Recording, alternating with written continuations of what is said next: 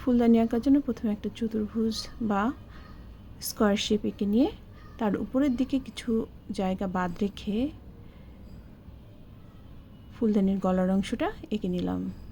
দুটা লাইন, লম্বা লম্বা দুটা লাইন এঁকে গলার অংশ এঁকে নিলাম। তার উপরে সোজা একটা লাইন এঁকে দিলাম ফুলদানির মুখের অংশটা। এখন স্কোয়ারের মধ্যের চারপাশ থেকে কিছু অংশ বাদ দিয়ে দিয়ে আমি ফুলদানির যে পেটের অংশটা বা ভিতরের যে অংশটা আমি এঁকে নিচ্ছি। কিভাবে আঁকছি সেটা দেখতে পাচ্ছ। এখন ফুলদানির উপরের অংশটা, গলার উপরের অংশটা আমি এঁকে নিচ্ছি। এখন আমি মার্কার দিয়ে আঁকছি। যে অংশগুলো আমার রাখার দরকার সেগুলোতেই কিন্তু আমি মার্কার দিয়ে এঁকে নিচ্ছি। বাকি অংশগুলো আমি একটু পরে মুছে ফেলবো। ফুলদানিতে যে যার ইচ্ছা মতো ডিজাইন আমরা করতে পারি। আমি আমার মতো একটা ডিজাইন করছি বা নকশা করছি। এখন ফুলগুলো আঁকবো। প্রথমে ফুলগুলো এঁকে নেব, পাতা পরে আঁকবো। ফুল এবং ফুলের যে ডাটা সেই অংশটা আমি এঁকে নিলাম। এখন লাভ শেপ দিয়ে বা হার্ট শেপ দিয়ে আর একটা ফুল এঁকে নিচ্ছি।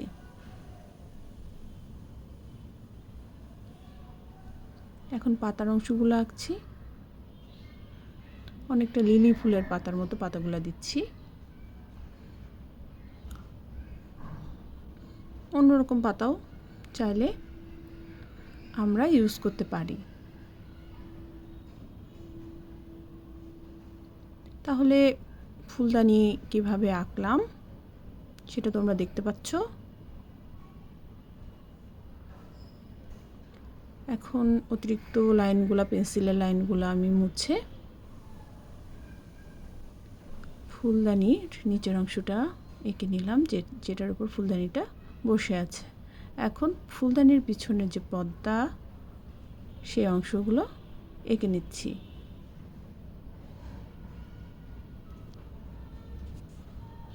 এটা খুব কঠিন না।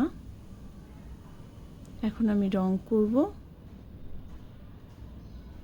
রং করছি প্রথমে ফুলের অংশটা। ফুলে প্রথমে মাঝখানে হলুদ রং করে চারপাশে একটু একটু হলুদ, তারপরে অরেঞ্জ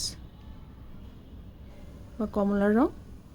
এরপরে মাঝখানের অংশটা একবারে মাঝখানের চারপাশের যে অংশটা সেখানে গাঢ় লাল রংটা দিচ্ছি।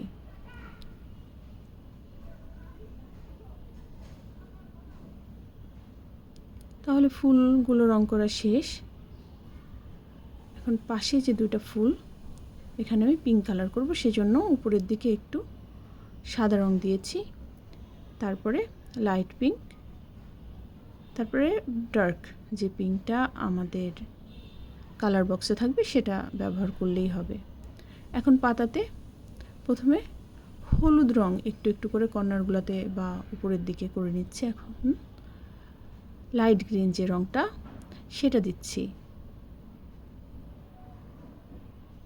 হলুদ যে রংটা আমি ব্যবহার করেছি বা ইয়েলো যে রংটা ব্যবহার করেছি, লাইট গ্রিনটা সেটার সাথে না মিশালেই ভালো। পাশ দিয়ে ব্যবহার করলে ভালো, তাহলে রংটা নোংরা হয় না। কিছু কিছু জায়গায় কিন্তু আমি ফাঁকা রেখে লাইট যে গ্রিনটা বা হালকা সবুজ ব্যবহার করার পরে এখন গাঢ় সবুজটা যে জায়গাগুলো আমি ফাঁকা রেখে দিয়েছিলাম সেই জায়গাগুলোতে ব্যবহার করছি।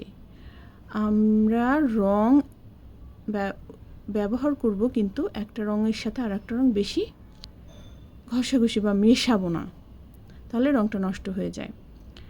এখন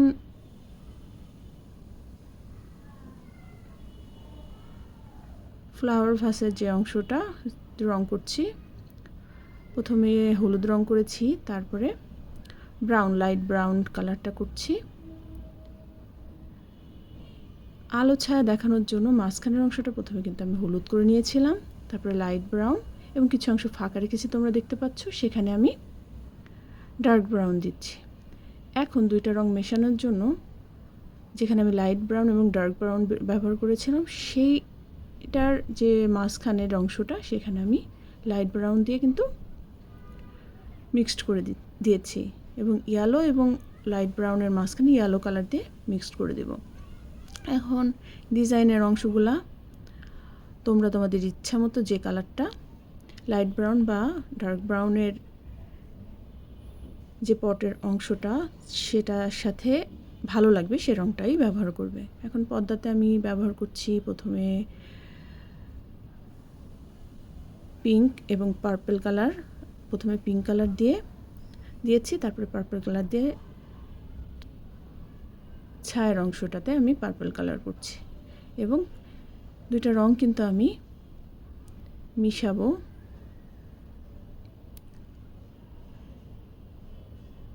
একইভাবে কিন্তু আমি লাইট পিঙ্ক এবং পার্পল কালার দিয়ে পর্দাটা করে নিলাম। দুই পাশের পর্দায় একইভাবে করব এবং মাঝখানের যেহেতু আমি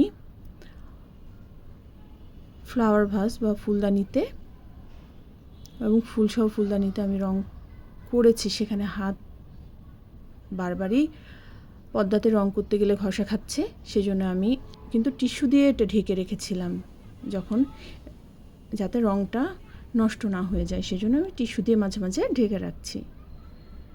তোমরা দেখতে পাচ্ছ কীভাবে আমি রংটা করলাম। এখন নিচের যে অংশটাতে ফ্লাওয়ার ভাসটা বসানো রয়েছে টেবিলের মতো কোনো একটা অংশে জায়গায় উপরে বসানো হয়েছে, সেখানে আমি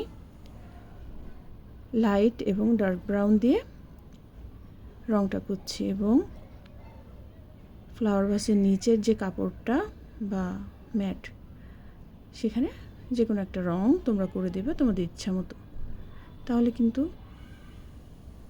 ফ্লাওয়ার ভাসটা হয়ে গেল। এখন গ্লাস মার্কার দিয়ে যে রঙগুলো একটু প্রমিনেন্ট করে দিলেই কিন্তু আমাদের ফ্লাওয়ার ভাসটা হয়ে যাবে।